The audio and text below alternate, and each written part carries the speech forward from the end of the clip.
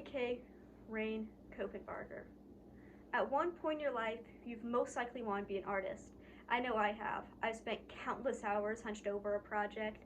You see painters like Vincent van Gogh, Pablo Picasso, and Edvard Munch, or you hear musicians like Beethoven, Bradley Nowell. You may even read something written by Franz Kafka, Edgar Allan Poe, or Sylvia Plath. There is one thing all these artists have in common. They fit into the trope of tortured artists. This is something that we saw in the past and we still see in the present. So what is the tortured artist trope? The tortured artist is a stereotype. People who typically fit into the stereotype or trope have issues with mental illness or an abuse of some kind. Why is the tortured artist trope so popular, and why does it still impact art today? We'll be answering this by looking at the history, examples of tortured artists' lives, similar concepts, the tortured artist trope in movies, and how it's impacted modern art now. So what's the history? The tortured artist isn't something that's new. It dates as far back as the ancient Greeks. The Greeks believed that creativity came from divine origins. Their great artists invented their standard maladies and therefore were coined as mad. They saw madness as either two things, divine or demonic. Divine madness was something that was perceived as good and demonic as bad. In a more modern sense, divine madness could have been creativity, while demonic madness could have been mental illness. This trope can also be affected by many popular Greek tragedies, like the story of Persephone in Hades. This story has many different depictions, some saying that she was abducted, others saying that she went willingly.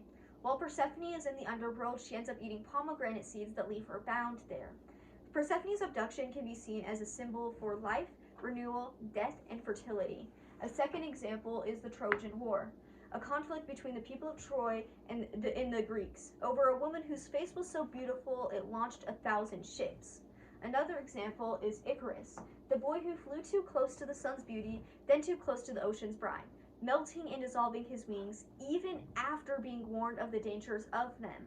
The last example is Apollo and Hyacinthus, a mortal man who attracted the love of the god Apollo only to be killed by the jealousy of another god. To understand this trope more, we have to look at examples of tortured artists' lives. One of the most famous tortured artists is Vincent van Gogh. You know, the guy who cut off part of his ear and gave it to a woman. Van Gogh was born in 1853 and was a teacher, preacher, and missionary before he started painting. When he started having mental disturbances, he was committed to an asylum where he painted some of his most famous works, including The Starry Night and Cypresses.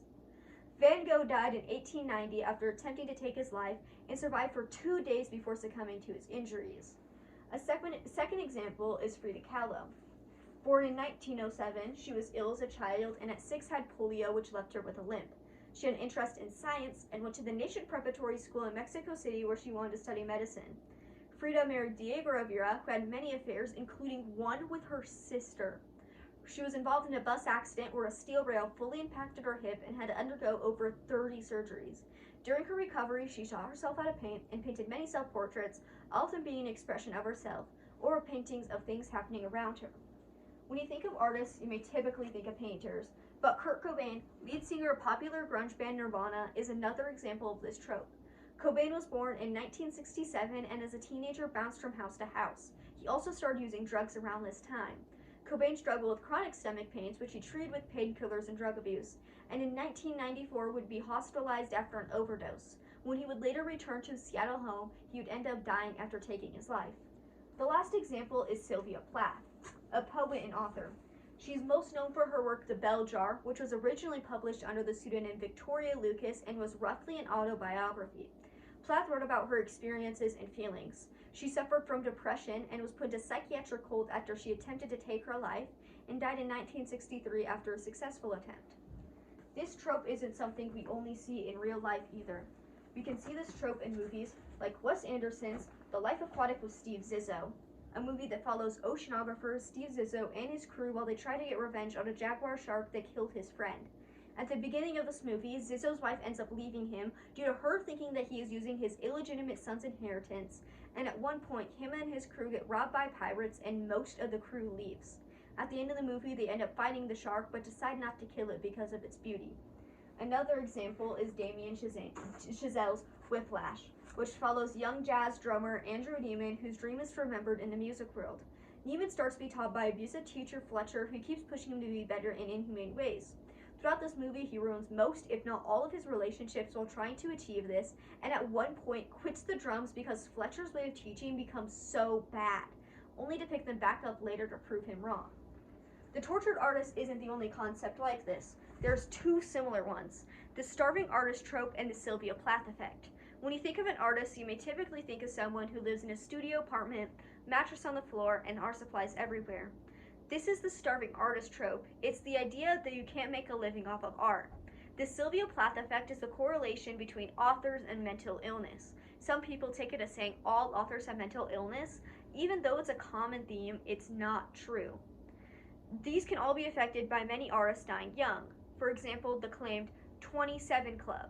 The 27 Club is a group of artists who died at the age of 27 for various reasons, including but not limited to Kurt Cobain, Amy Winehouse, Janis Joplin, and Jimi Hendrix. Is this trope a bad thing? This trope helps impose the idea that you can't become a full-time artist and live off of it, but also romanticizes mental illness by enforcing the idea that the best art comes from being in pain or suffering. So why is the tortured artist trope so popular? This is due to the most memorable art showing how the artist feels. If you look at modern art and what's selling for millions of dollars right now, it's hard to connect to, so less people like it. Modern art is also the reason why there's a debate on if art can objectively be bad. Now, I'm not saying all modern art is bad. If you look at modern performance artists like William Cobbing, who is most known for covering himself in pounds of paint and clay and cutting it with chicken wire. It's an idea that sounds crazy, but his art is a metaphor for human feelings and focuses on our senses.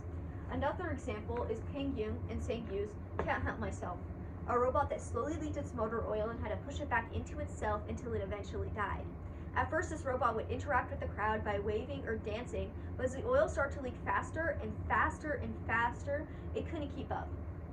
Or even a social experiment done by Yoko Ono.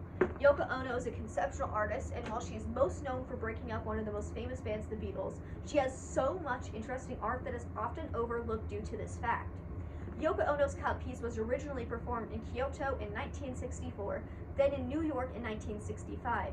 In this piece, she would sit on a relatively empty stage with a pair of scissors in front of her and would invite audience members up one by one to cut off pieces of her clothing. Some people would cut off as little as possible as quickly as they could, others cutting off as much as possible. While this piece seems to be about her slowly revealing herself to the crowd, it's truly about revealing who her audience really is and the conflict of being able to take and give away power. A similar piece was done by popular performance artist Marina Brovnik. Rhythm Zero was the most controversial piece in her series called Rhythms and was performed in 1974, almost 10 years after Yoko Ono's cut piece, and took what Yoko Ono did further. Instead of only having a pair of scissors in front of her, she had a table of 72 items that could bring her pain or pleasure. The items on this table ranged from a rose to a set of knives. In this piece, she would let anyone in the audience do anything they wanted to her without any consequences. These are all modern art pieces that are popular. So why is art like this more popular? This is due to these pieces making you reflect on yourself, tell a story, or have a personal connection. A study done by Southampton University shows that art done by someone with mental illness is viewed as more superior than art done by someone without, due to being able to see someone's thoughts in a way that is similar or different to your own. If you look at paintings like Edvard Munch's The Scream or Despair, you can see the pain and struggle he was going through when he painted it, and you may feel more connected to him and the art you're viewing, or see the story he's trying to tell. And as humans, we crave to connect to people. That's why the tortured artist trope is so popular and why it still impacts art today. We want to connect to someone or something. And as Mr. Keating from Dead Poet Society said, we don't read and write poetry because it's cute. We read and write poetry because we are members of the human race. And the human race is filled with passion. Medicine, law, business, these are all noble pursuits necessary to sustain life. But poetry, beauty, romance, love, this is what we stay alive for.